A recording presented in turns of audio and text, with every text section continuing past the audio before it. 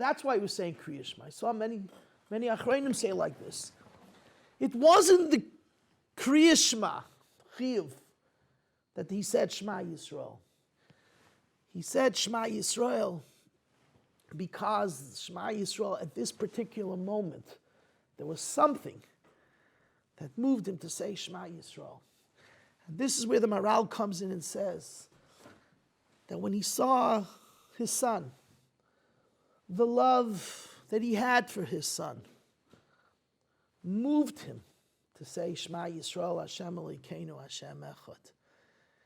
Maral explains that there are many times that a person forgets the Eibishter because he's taken up completely with his own feelings and emotions, personal. Yaakov said, at this moment, I don't want to forget the Rabbeinu Shloim. I don't want to forget HaKadosh Baruch Hu. A person can be so involved. You know, when we have a simcha, make a chasana, always think about it. What do we say? Meshkachech Yerushalayim, Tishkachim Le'alis Yerushalayim al Rosh Simchasi. What does Rosh Simchasi mean? Rosh. A person makes a simcha. He could forget that Yerushalayim is Charav. He could forget that he's not with the Eibishter. A person could feel it's a great moment. Is it really a great moment?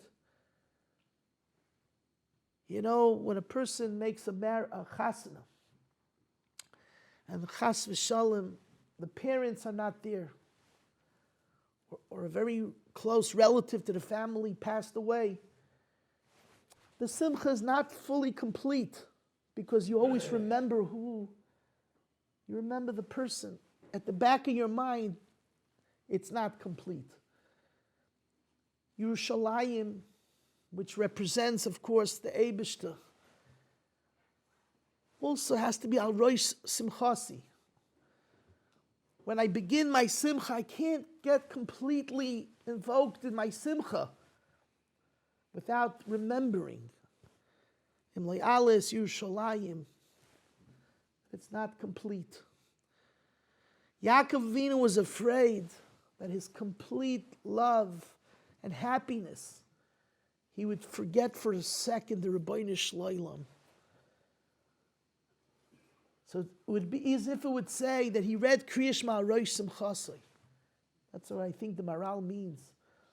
Al Rosh Simchasai. At the peak of his happiness.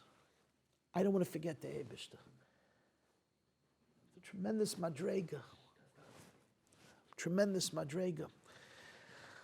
The Kotzker Rebbe, Zecher Tzadik Levracha, said it a little bit deeper. And I understood what the Kotzker Rebbe said with the story of the Chafetz Chaim, which I'll tell you in a moment.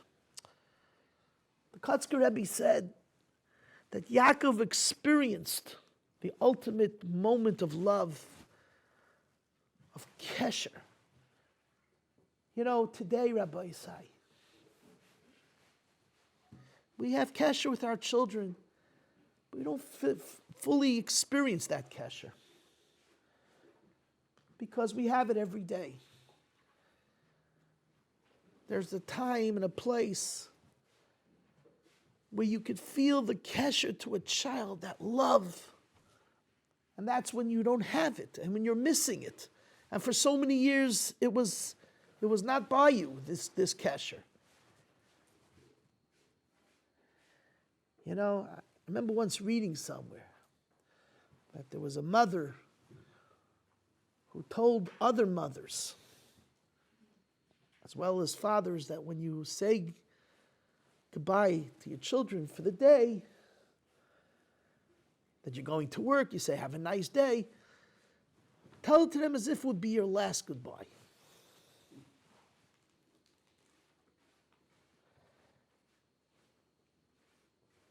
What did they mean by that?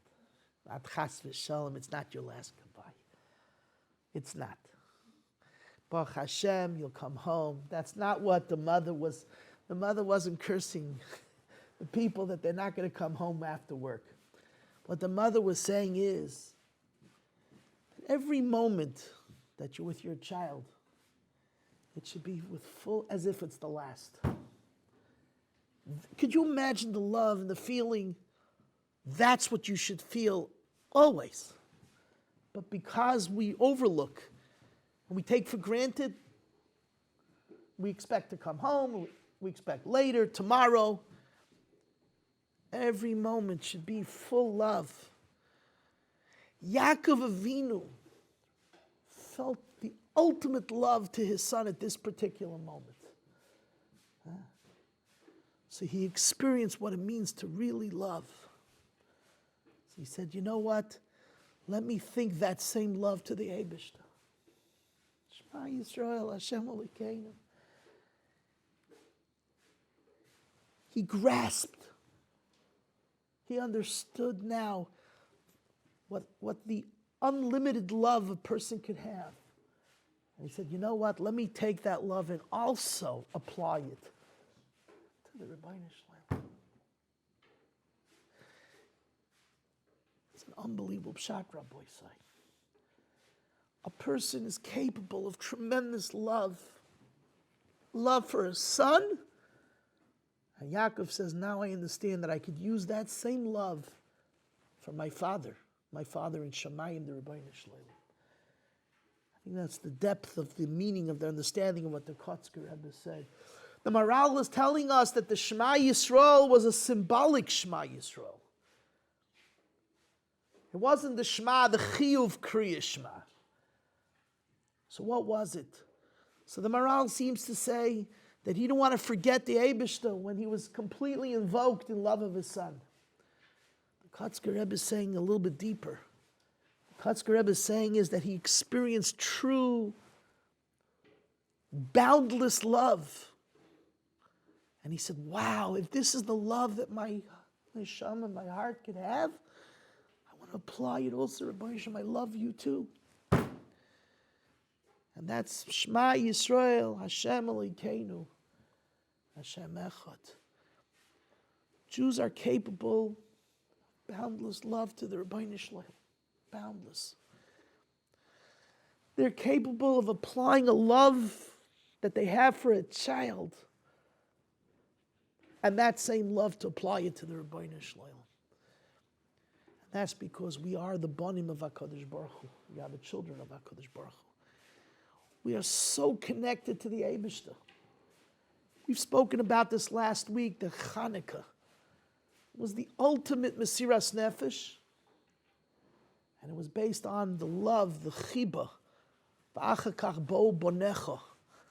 There was tremendous love for the Eibishter, love for his Torah. There's a beautiful story from the Chafetz Chaim. The Chafetz Chaim, of course, famous, wrote the Mishnah Berurah. In the middle of the writing of the Mishnah Berurah, his son, Rav Leib, passed away. His older son, Mr. Dayan in Radin.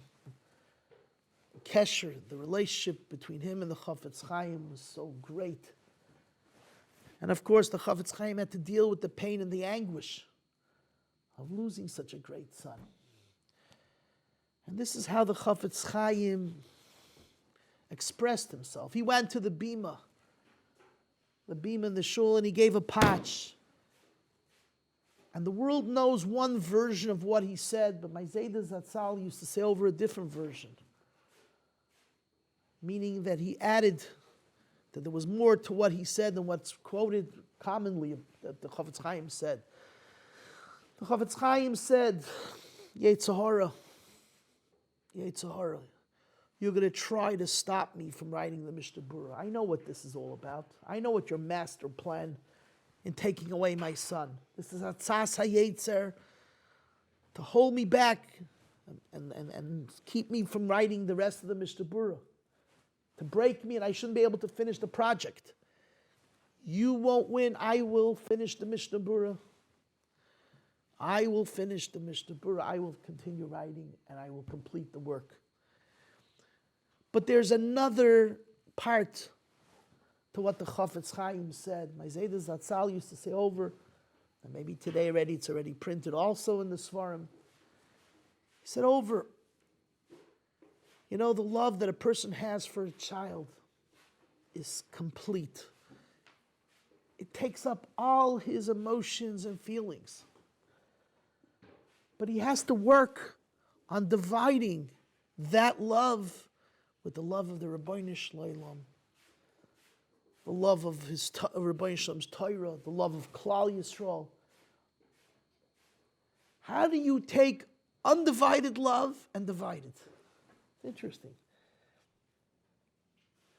There's a beautiful story that is said over from the Alter from Slobodka. They once came to ask the Alter from Slobodka for a shidduch for one of the Talmidim in the yeshiva. The Alter said, that's my Ben Yachid. I love him. He's my son, my Ben Yachid. So they asked the Alter of Slobodka, he's your Ben Yachid? It's interesting. Last week, some other person came to the yeshiva and he wanted a different boy for a different shidduch. And you said that boy was your Ben Yachid. So which... And then the third guy says, yeah, but you said about that guy he's your Ben Yachid. And the Alter said an unbelievable thing. He said, every student in my yeshiva is my Ben Yachid. What is the Alter saying? Love. When you love, there's so much in love that it can be undivided, that each one gets full love, complete love. This is the mashal I was trying to tell you, Rabbi Isai. The mother is telling advice that when you kiss your child, it shouldn't be divided love. It should be undivided, complete, as if it would be the last goodbye. And that's how it always has to be. The Chafetz Chaim was discussing, I have to love HaKadosh Baruch Hu, but all my love goes to my children. So how do you work that? And the Chafetz Chaim said something so unique. And he said, now that my son is not here, now that my son passed away, Rabbi Shalom, I could take all my love and give it straight to you. I don't have to divide it anymore. The Chafetz Chaim understood that the ahava, the love that a person could have for his son, and realize it at this particular moment that he's not here anymore. That's the pshat. He started to realize the love that he had for his son. He says, Rabbi Shalom, that love was an undivided love. I could take that level, that undivided love, and give it all to you. And the Chafetz Chaim said, where did I learn this from? He says, I heard that in the Spanish Inquisition there was a mother who laid over her dying child that was killed. Over her dying child that was killed. And she said these words. She said, my child now leaves me. Hashem, Rabbeinu Shalom.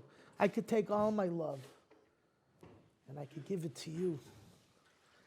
Said the Chafetz Chaim, if a Jewish mother, a simple Jewish mother, has these feelings, I, the Chafetz Chaim, for sure, I learned and I davened and I've done so much avodas Hashem in my life that I for surely could reach that level of devotion and love.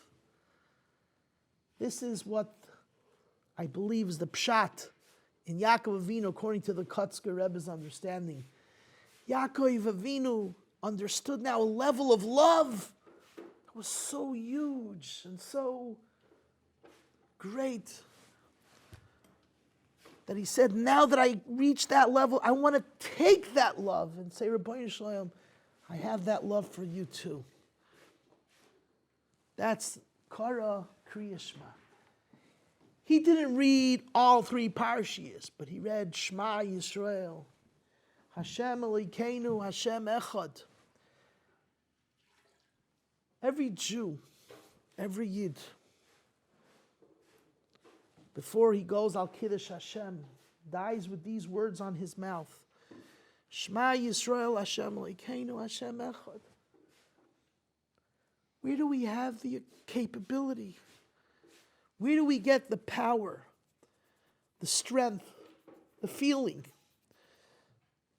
devotion to HaKadosh Baruch Hu at the last moments of breath? It's possible, I believe, that it's from Yaakov Avinu who instilled it here at this juncture when he meets Yosef. That the greatest love is the love of a father to a child. And yet, at that moment, he's able to think about, Rabbeinu Shalom, I love you. Yaakov Avinu instilled in the DNA, so to speak. Just like it's brought down from Chaim Volozhiner. Avram Avinu instilled in Klal Yisrael a Kedah, that one could sacrifice a child. And that Yitzchak instilled in Klal Yisrael, Mesiras Nefesh, that one could give up his life for HaKadosh Baruch Hu. I believe that this Shema Yisrael that Yaakov Avinu said at this particular moment instilled that the greatest love that a person could have, at that greatest love could be directed to the Rabbeinu Shalom. He instilled it at this Kriya Shema that he said.